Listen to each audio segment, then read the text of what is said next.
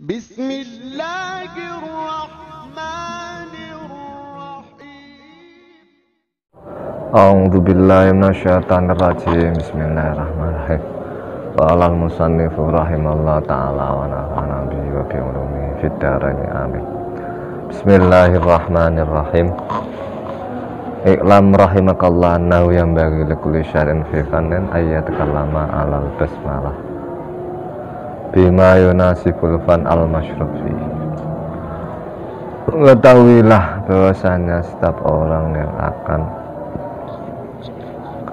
mengarang suatu fan, suatu pelajaran, maka saya kayaknya dia berbicara atau membahas tentang bismillah dengan apa yang berhubungan atau cocok atau ya dengan fan yang dikarang atau yang dibahas. Wafa'an bihaqil basmalah wa bihaqil fan al-masyawi, untuk memenuhi haknya bismillah dan haknya fan yang akan dikarang. Wa syuru al-anfi fanit tasawuf, dan yang akan kita bahas, yang akan kita pelajari, yang akan kita karang adalah fan tasawuf yang baik awalan an-nubiyah hatta wa maudu'a wa baqiyatul mabadi. Maka pertama kali sejujurnya kita menjelaskan tentang definisi tasawuf, kemudian objek daripada tasawuf, kemudian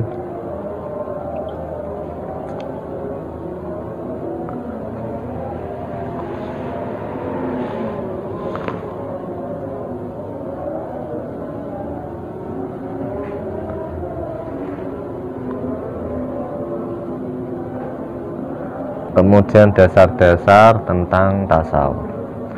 Famanulhiku dzalik bitakallum al-basmalah, kemudian kita susulkan, kita sambungkan dengan pembahasan tentang bismillah.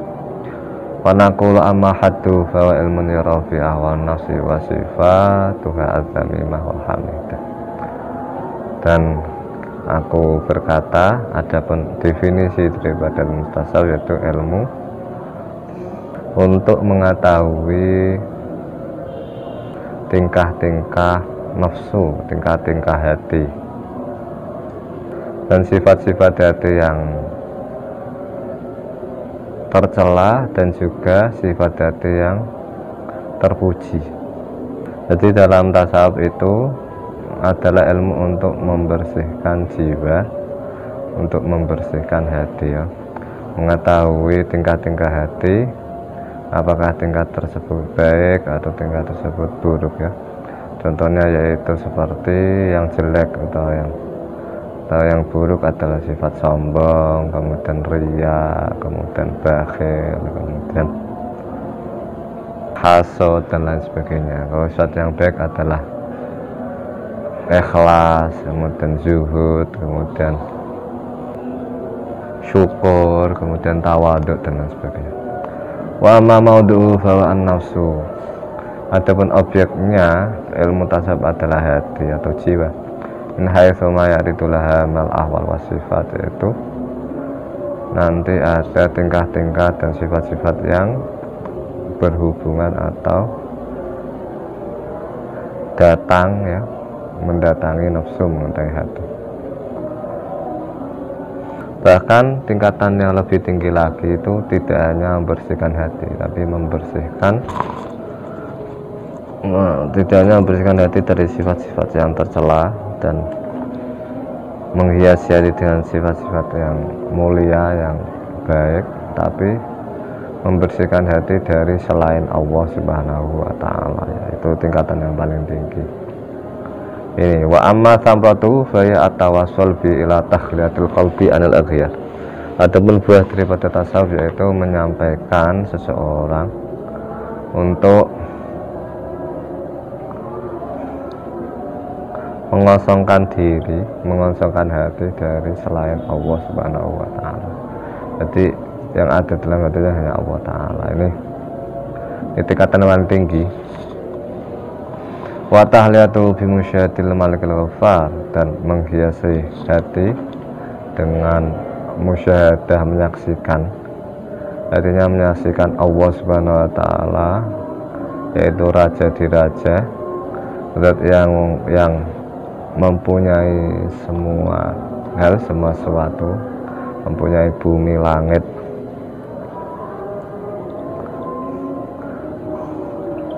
apa yang di dalam bumi dan langit ya, dan juga zat yang banyak memberikan ampunan kepada kita. Artinya kita menyaksikan bahwasanya tiada Tuhan selain Allah ya, menyaksikan keesaan Allah, menyaksikan kekuasaan Allah ya, menyaksikan sifat Rahman Rahim Allah ya, menyaksikan sifat kasih sayang Allah kepada kita, kepada makhluk.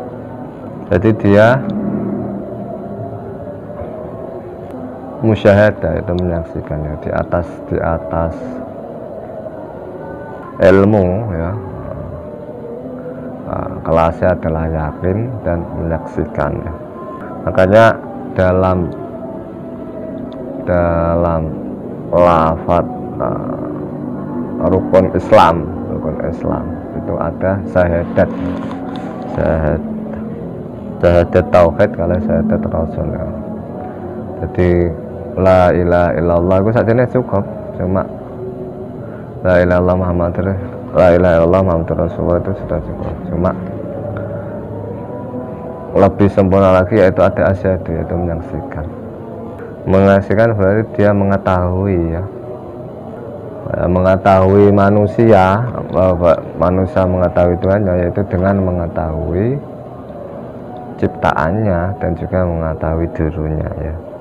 Dia berpikir-pikir dan angan-angan ya, begitu hebat ciptaan sang pencipta, ciptaan Allah sang pencipta. Berarti ini ada yang menciptakan ya, berarti ini Tuhan Esa, nggak mungkin nggak Esa, dan Tuhan pasti kuasa ya, dan Tuhan pasti ilmu, maha mengetahui, sebab bisa menjadikan manusia, menciptakan manusia, bisa menciptakan bumi, menciptakan langit, menciptakan hewan-hewan ya, baik yang besar bahkan yang kecil seperti semut. Itu ketika kita bisa bertafakur tentang semut, tentang ciptaan yang berupa semut, kita akan menemukan kekuasaan Allah Subhanahu wa Ta'ala. Yaitu kaki semut aja itu satu apa sih?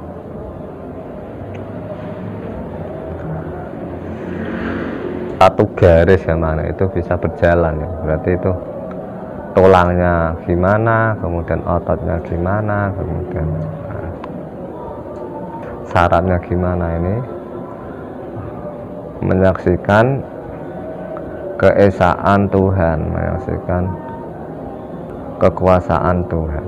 Dan kita berpikir-pikir nikmati Allah Subhanahu wa Ta'ala. Setiap detik kita diberi nikmat Allah Subhanahu wa Ta'ala ya, oksigen, materi, kemudian setiap sel-sel tubuh kita itu diberi nutrisi oleh Allah Subhanahu wa Ta'ala. Kita bersyukur ya, belum nikmat mempunyai harta, mempunyai istri, mempunyai anak, mempunyai orang tua, mempunyai teman dan lain sebagainya. Wa ma hukmuhu bahwa al-wujub al-aini ala kulli mukallaf. Hukum tasawuf adalah fardu ain untuk setiap orang yang mukallaf, itu balik akil.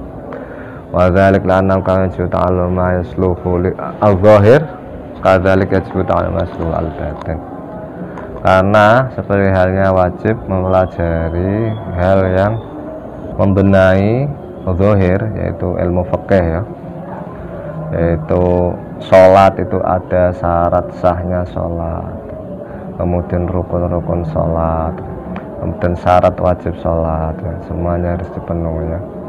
Hal-hal yang menyempurnakan sholat yaitu wudhu ya, bersih dari hadas dan lain sebagainya, itu secara zahir.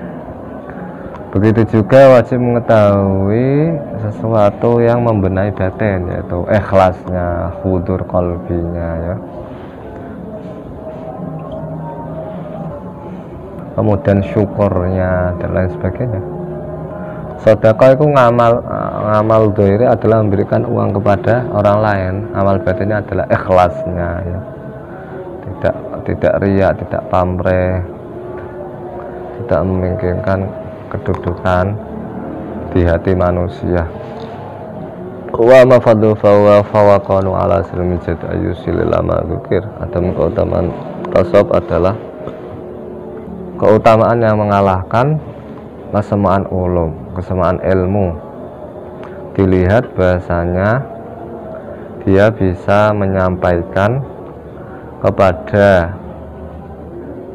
pembersihan hati dari selain Allah dan menghiasi hati dengan musyahadah kepada Allah. Termasuk musyahadah yaitu merasa Allah itu mengetahui apa yang kita lakukan ya. Mengetahui atau muraqabah lah. Muraqabah itu kalau dalam kitab Gunyah karangannya Syabdul Qadir Al-Jilani itu ketika sering muraqabah nanti musyahadah ya. Karena nanti yang dilihat sekitar kita itu makhluk, yaitu kita melihat khaliq, yaitu melihat Allah Subhanahu wa ta'ala. Artinya melihat Allah itu melihat keesaan, kekuasaan Allah Subhanahu wa ta'ala. Wa amma nisbatu lil ulum faya annahu aslu kulli ilmin wa ma siwa farqa. Adapun hubungan ilmu tasawuf dengan ilmu-ilmu yang lain, ilmu tasawuf adalah pokok segala ilmu dan yang lain adalah cabangnya. Wa nisbatu lil batin kan nisbatul fikhi ila zahir. Dan hubungan ilmu tasawuf itu adalah hubungan batin, yaitu membenahi batin, membenahi hati, membenahi jiwa ya. Seperti halnya fikih itu membenahi zahir, yaitu contohnya batin, yaitu ketika diberi nikmat syukur, ketika diuji dengan musibah sabar, kemudian tawadhu, kemudian tawakal, kemudian mahabbah kepada Allah Subhanahu wa ta'ala, kepada nabi-nabi, kepada wali-wali, kepada orang-orang soleh, orang-orang alim, dan orang-orang Islam secara umum. Dan juga takwa itu mencakup zahir dan batin. Secara zahir yaitu meninggalkan maksiat Allah Subhanahu wa ta'ala ya. Intinya ora maksiat. Jadi definisi lengkapnya takwa itu ya melakukan kewajiban dan meninggalkan larangan. Artinya ya ora nglakoni maksiat. Terus secara zahir, secara batin yaitu dibarengi dengan rasa ikhlas, rasa cinta, rasa segan, rasa malu kepada Allah Subhanahu wa ta'ala ya.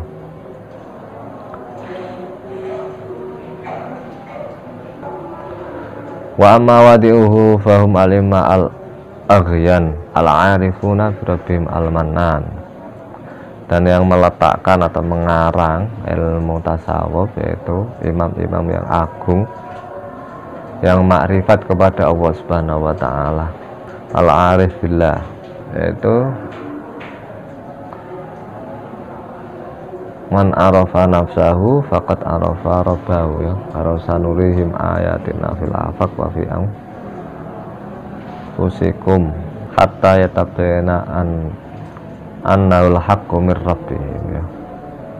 Jadi dia mengenal Allah, mengetahui Allah, yaitu dengan cara ya mentadabburi ayat-ayat Al-Quran, mentadaburi ayat-ayat hadis, dan mentadaburi ayat-ayat kauniyah ya, yaitu dengan cara angan-angan ciptaane Allah Subhanahu wa ta'ala ya, angan-angan nikmatnya Allah Subhanahu wa ta'ala ya, nanti bisa ke maqam ma'rifat. Wa mastimdadu fa wa min kalamillah wa kalami rasul sayyidi waladi adnan. Adapun sumber atau marje atau pengambilan dari ilmu tasawuf yaitu dari Al-Quran dan hadis.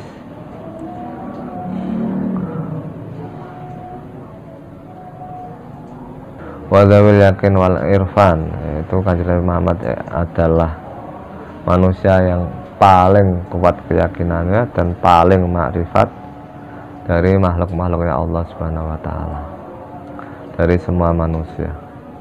Wa masailu fa qadaya, adapun masalah tasawuf atau bab-bab tasawuf ya, yaitu nanti qadiyah tasawuf atau bab-bab tasawuf. Idza alim tadzarif fi qawl inna syara'a bil bidah bil fi amri dzibalin. Ketika kamu sudah mengetahui semua itu, yaitu tentang definisi, kemudian objek, kemudian hal-hal dasar mengenai tentang tasawuf, maka sekarang aku akan menjelaskan bahasanya sesungguhnya sesungguhnya Kanjeng Nabi Muhammad SAW itu memerintahkan untuk mengucapkan bismillah ketika memulai sesuatu yang baik. Dan nafil iftitabiyah barakatun azimatun wa ni'matun imatun, karena dengan memulai dengan bismillah akan mendapatkan barokat yang agung dan nikmat yang indah. Waqtidan bil kutub al munazzalah minallah ta'ala, dan karena mengikuti Quran yang diturunkan dari Allah Ta'ala, yaitu di dalam Quran juga didahului dengan basmalah. Setiap surat itu didahului dengan basmalah. Sesuatu yang didahului dengan basmalah maka akan menjadi berkah dan menjadi nikmat yang indah ya. Dan Kanjeng Nabi Muhammad SAW merintahkan sesuatu yang baik mengucapkan bismillahirrahmanirrahim, yaitu dengan menyebut nama Allah yang maha pemurah lagi maha pengasih. Karena dalam lafaz bismillah itu artinya sangat dalam sekali ya. Karena ketika kita mulai sesuatu dan memulai bismillah, berarti kita memulai sesuatu dengan nama Allah, itu zat yang menciptakan ya, yang menciptakan semua makhluk dan zat yang memberikan nikmat semua makhluk ya. Dan juga ketika disambut dengan Ar-Rahman Rahim, berarti mensifati Allah maha pengasih dan maha pemurah. Jadi bismillahirrahmanirrahim itu artinya sangat dalam sekali ya. Anggar mahlapo terus dengan menyebut nama Allah ya. Maka annahu subhanahu ta'ala yaqul ya ibadi iftarau bismi muqtadiin takunu fi mutadin wa ila ridhoya wasin wa ansartin adin. Seperti kaya Allah Subhanahu wa ta'ala berkata, wahai hambaku, mulailah segala hal dengan menyebut namaku, maka kamu akan diberi petunjuk dan kamu bisa sampai kepada ridhoku, dan kamu bisa dijauhkan dari marahku, dari benduku, dari murkaku. Wa mimma yata'allaqu fil basmalah mal ma'ani at-taqiqah makilah, termasuk sesuatu yang berhubungan dengan bismillah, yaitu makna-makna yang dalam. Seperti yang tadi yang saya katakan bahwa bismillah itu punya makna yang dalam, adalah suatu keterangan innal baha Allah ya. Di sini ba ning bismillah itu adalah artinya adalah baha Allah, yaitu indahnya Allah ya. Karena Allah itu jamil, Allah itu indah. Bahkan besok kalau di surga itu nikmat yang paling agung yaitu melihat Allah Subhanahu wa ta'ala. Berarti Allah sangat indah sekali ya, dan tidak bisa dibayangkan karena nikmat-nikmat yang ada di surga, contohnya itu seperti mendapatkan bidadari, makan makanan yang enak dan minum-minuman yang enak, dan kesemuanya itu kalah dengan nikmat melihat Allah Subhanahu wa ta'ala. Dalam hadis juga ada keterangan innallaha jamil yuhibbul jamal ya. Ya Allah itu zat sing indah, sing bagus dan menyukai bagus, menyukai keindahannya. Tapi kita tidak bisa membayangkan apakah Allah. Wasin sana Allah. Bismillahirrahmanirrahim ba tersin. Yaitu keluhuran Allah, Allah luhur, Allah agung. Wal mim majdua, yaitu mim, yaitu keagungan Allah. Wakila alba baka utaibin. Ada yang mengatakan ba di bismillah itu artinya itu tangisan orang yang tobat. Orang yang tobat menyesali dosa-dosanya kemudian menangis. Wasin sahul ghafilin. Sin yaitu lupanya orang yang lupa. Wal mim maghfiratul lil mudnibin.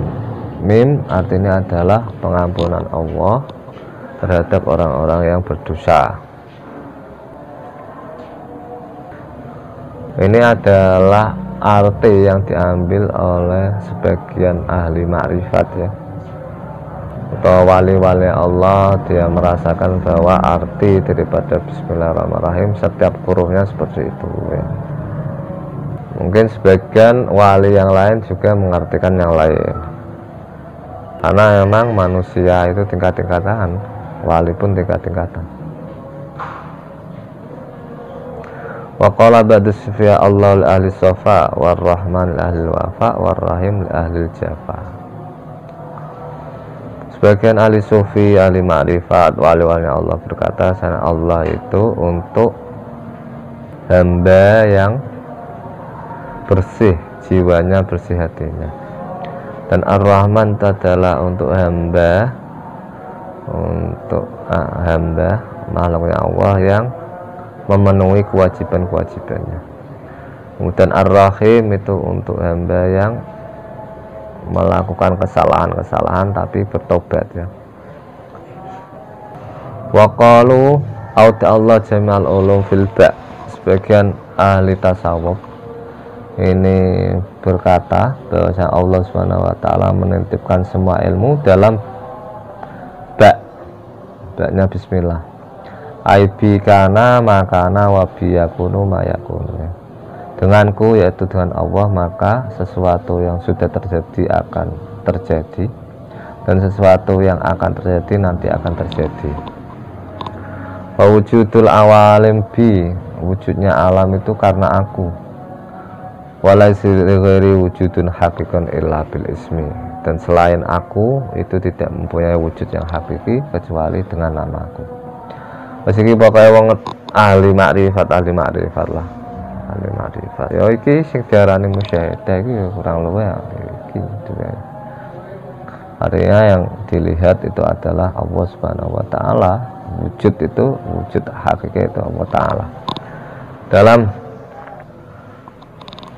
Iqadul Himam ya, sarahnya Hikam itu ketika mentafsiri la ilaha illallah itu ada 3 ya.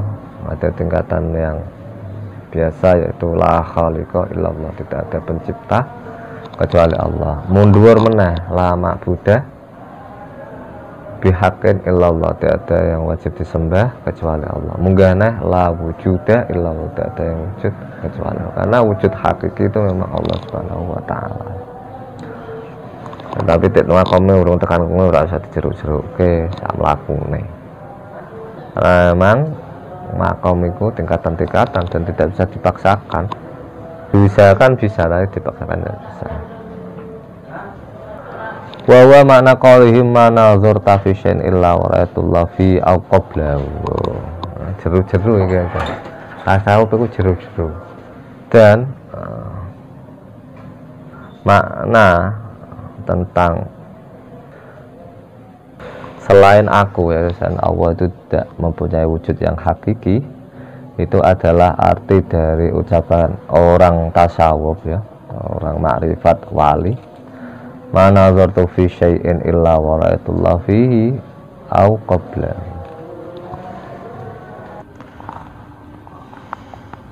Aku tidak melihat sesuatu kecuali Allah ada di dalamnya, yaitu yang menciptakannya ya. Karena wujud daripada selain Allah itu wujud yang tidak hakiki, yaitu wujud yang hakiki adalah Allah Subhanahu wa Ta'ala. Jadi dia wujud karena diciptakan Allah Subhanahu wa Ta'ala. Dan juga bisa diartikan bahasanya karena ciptaan Allah Subhanahu wa Ta'ala itu sangat canggih sekali ya. Baik dari manusianya, kemudian hewan-hewannya, kemudian bumi, langitnya ya. Jadi dia melihat kekuasaan Allah Subhanahu wa Ta'ala, melihat ilmunya Allah Ta'ala. Karena ketika melihat manusia ya, dengan bentuk yang indah, yang cantik, yang ganteng ya, yang pintar, yang bisa berpikir, yang bisa tertawa, yang bisa menangis, yang bisa istirahat dan lain sebagainya, itu kita melihat kekuasaan Allah Subhanahu wa Ta'ala, melihat ilmunya Allah Subhanahu wa Ta'ala. Jadi yang dilihat adalah Allah Ta'ala. Dan juga hewan-hewan seperti tadi yang saya terangkan, yaitu seperti semut, seperti nyamuk, seperti burung-burung ya, bisa terbang ya, ular yang tidak mempunyai kaki, seperti ikan yang bisa hidup di air dan lain sebagainya, itu melihat kekuasaan Allah Subhanahu wa Ta'ala. Berarti yang kita lihat adalah Allah Subhanahu wa Ta'ala. Au qablahu, atau sebelum sesuatu tersebut ada, itu kita melihat Allah Subhanahu wa Ta'ala. Jadi wong ahli tasawuf, wong makrifat, wong wali ku bahas huruf tok iku wis jelimet ya. Huruf bae bismillah wis jelimet. Wal hikmah fi anna Allah ja'ala iftitahal basmalati bil ba' dengan mal huruf wa asqatal alfa min ismin wa jafin al ba' li annaha harfun syafawiyyin taqtabi syafa ma'lan taqtabi. Adapun hikmah Allah Subhanahu wa Ta'ala memulai lafaz bismillah dengan ba, tidak huruf yang lain, dan menggugurkan alifnya lafaz ismun, bismun, bismillah rabbi ismillah, dan menempati ismun alifnya ismun dengan ba, karena ba itu adalah huruf syafawi, yaitu huruf yang berhubungan dengan bibir, yaitu mingkem ya malahan. Jadi huruf tersebut itu menggunakan bibir dalam pengucapannya ya, beda dengan huruf-huruf yang lain. Walidzalika kana awalung fi taifamil dzurrah al-insaniyah fi ahdi alastu rabbikum bil ba fi jawabi bala. Dan ini masih membahas tentang masalah ba ya. Maka karena itu, yaitu Allah Subhanahu wa Ta'ala memulai lafaz bismillah dengan ba, tidak huruf yang lain. Begitu juga awal pertama kali mulut calon-calon manusia, yaitu roh-roh manusia, itu terbuka, yaitu ketika dalam alam roh Allah Subhanahu wa Ta'ala bertanya kepada semua roh. Jadi sebelum kita ada di dunia ini, roh kita itu sudah ada ya, kemudian dikumpulkan jadi satu, kemudian ditanya oleh Allah Subhanahu wa Ta'ala. Allah bertanya, alastu birabbikum, semua roh, aku lan panjenengan sedaya ya, aku dan kalian semua itu ada di situ. Ditanya semua, apakah aku itu bukan Tuhanmu? Allah berkata seperti itu. Kemudian semua roh menjawab, panjenengan Tuhanku ya, Nabi. Jadi balaiku jadi jawab nafiku berarti sakwali ya, berarti apakah aku itu bukan Tuhanmu?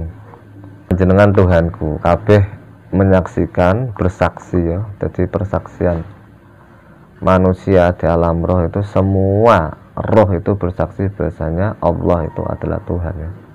Bersaksi bahasanya tiada Tuhan selain Allah ya.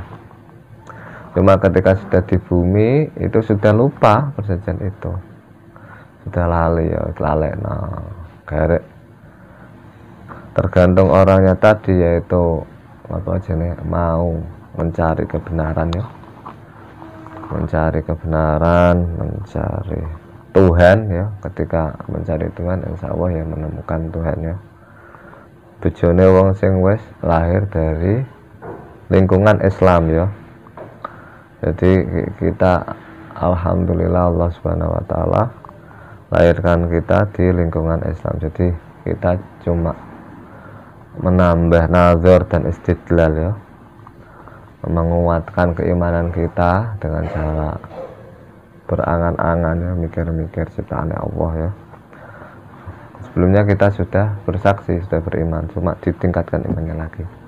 Dan yang lahir dari lingkungan yang tidak Islam, non muslim, maka ketika dia mau berpikir menggunakan akalnya ya, mencari Tuhan, insya Allah dia menemukan Tuhan ya, karena hidayah dari Allah Subhanahu wa taala itu diberikan kepada semuanya, cuma mau menerima atau tidak ya. Manusia mau menerima atau tidak ya. Makanya dalam surat Tabarok saya ulang-ulang terus itu, orang kafir berkata waqalu law kunna nasma'u aw naqilu ma kunna fi ashabis sa'ir. Orang-orang yang di neraka itu, orang-orang kafir yang di neraka, mereka berkata law kunna nasma'u, andaikan saja kita mau mendengar ayat-ayat Allah ya, mendengar dakwah ya, dimasukkan dalam hati, diangan-angan, mendengar ajakan untuk masuk Islam, au naqilu, atau kita mau menggunakan akal kita mencari Allah, ma kunna fi ashabis sa'ir, kita tidak menjadi penduduk neraka sa'ir. Fa'tarafu bidzambihim, kemudian mereka mengaku dosa-dosa mereka, fasuhqan li ashabis sa'ir, maka neraka sa'ir adalah tempat yang paling jelek ya, paling jelek bagi mereka ya. Jadi pada zaman arwah itu sudah menyaksikan semua ya, yang di bumi, yang di dunia ini Islam atau kafir. Orang kafir biar rohnya menyaksikan Allah Ta'ala ya. Cuma dia tidak mencari lagi Tuhan di dunia, makanya dia terus tidak iman ya. Walidzalik karena awalum fitahi famil dzurra al-insana fi ahdi al-sulubum, yaitu zaman dikumpulkan arwah-arwah bilba fi jabala. Nah, pertama kali yang diucapkan oleh roh-roh itu adalah bala. Bala itu berarti disiane ba. Lagi podo untuk cara Mbah Musonef yaitu Syekh Badri Sato ya, iki sing menyarai anah iki podo karo sing menyarai Hidayatul Adqiya ya, pengarang Kifayatul Adqiya. Itu sama, yaitu Bismillahirrahmanirrahim dengan ba, terus bala juga menggunakan ba. Jadi rahasianya ba. Rahasianya ba wis sangat dalam sekali. Wa inna maksuratan abadan, dan huruf ba itu selama-lamanya di kasrah, dibaca kasrah. Falamma kanat fi al-kisrah wal inkisar fi surah.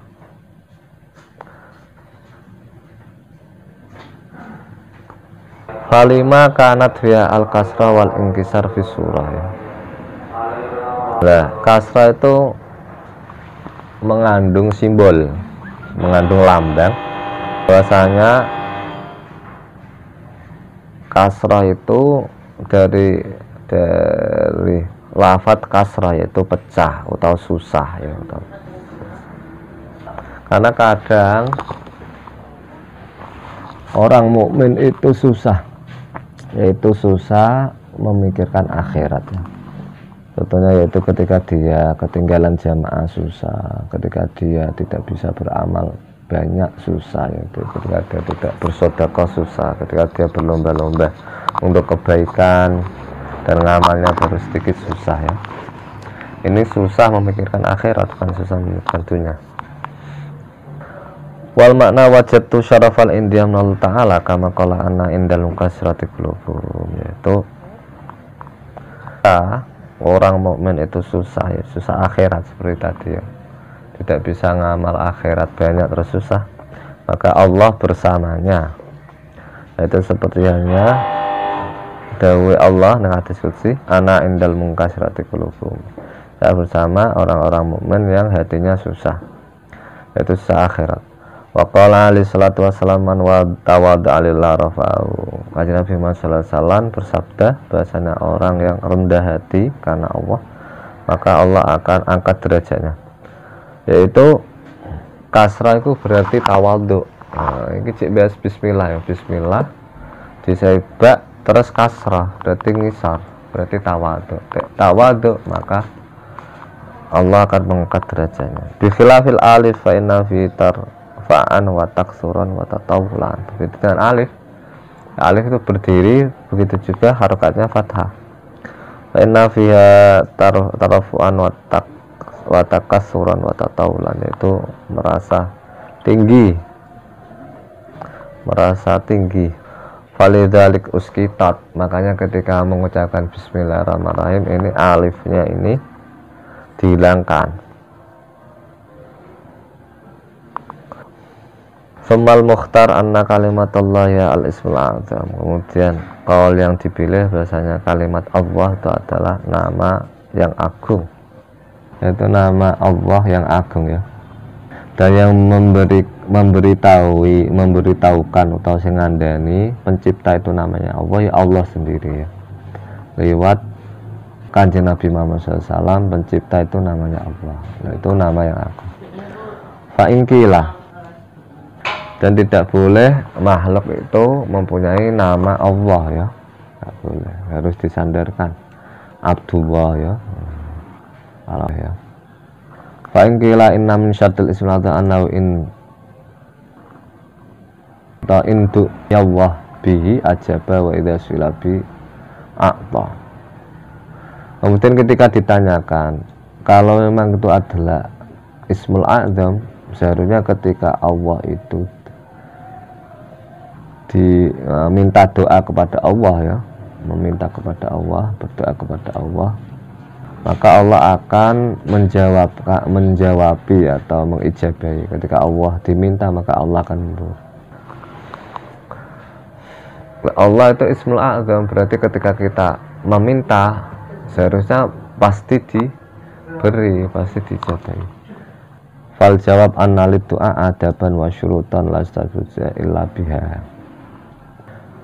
Maka ketika ditanyakan seperti itu, jawabannya adalah doa itu mempunyai akhlak, sopan santun, tata krama, dan mempunyai syarat-syarat yang mana doa itu tidak bisa dijabahi kecuali kalau memenuhi adab dan syarat tersebut. Fawalwa islahul batin bil luqmah al halal. Syarat yang pertama yaitu harus memasukkan makanan ya, makanan yang halal ya, tidak haram ya. Piye dijabahi? Syarat dijabahi doa harus makanannya halal. Waqad qila ad-du'a miftahus sama wa asnanuhu luqmatul halal. Wasnanuhu luqmatul halal, giginya doa. Makna aslinya dari giginya atau awalnya lah, atau mamahannya, yaitu dengan makan barang halal. Wa akhiruha al-ikhlas wa hudurul qalbi, dan akhirnya itu adalah ikhlas dan menghadirkan hati. Jadi doa itu bisa diterima ketika memenuhi syarat, yang memenuhi beberapa syarat. Syarat pertama yaitu dengan makan makanan yang halal ya, makanannya adalah halal. Yang kedua yaitu ikhlas, doanya adalah ikhlas kepada Allah dan menghadirkan Allah, benar-benar jaluk. Kama qala ta'ala fatullah mukhlisin lahuddin, dan doalah kepada Allah dengan keadaan ikhlas. Wa kama qala sayyidina Musa ya Musa ini in aratta ayustajaba laka tu'afa fasun batnaka al haram wa jawarhaka anil afam.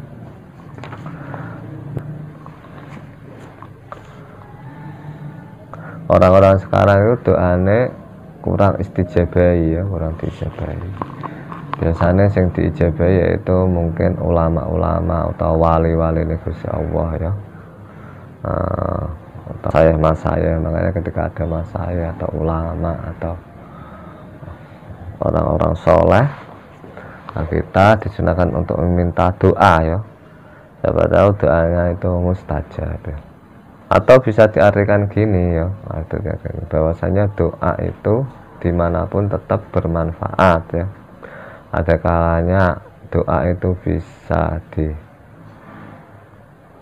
diijabahi langsung ya, bisa diijabahi nanti-nanti, bisa diganti dengan yang lain, dan bisa menjadi tabungan besok di akhirat itu juga bisa. Makanya orang muslim, orang iman itu jangan meninggalkan doa ya. Dan banyak sekali ulangan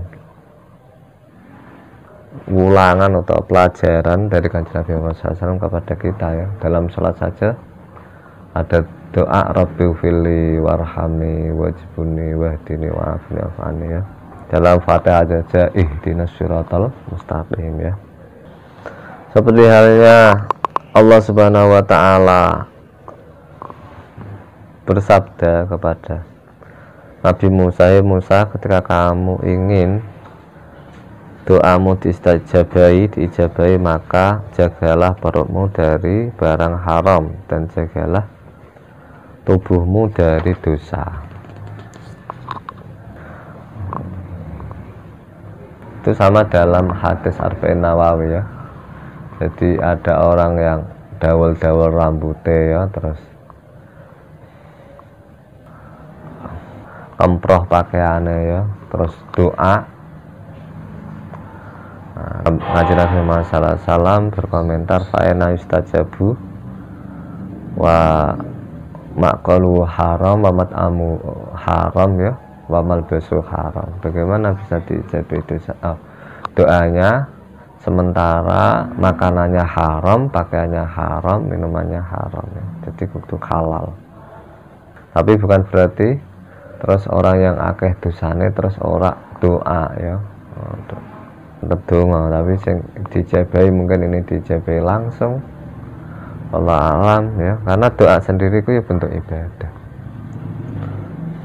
Allah alam. Assalamualaikum warahmatullahi wabarakatuh.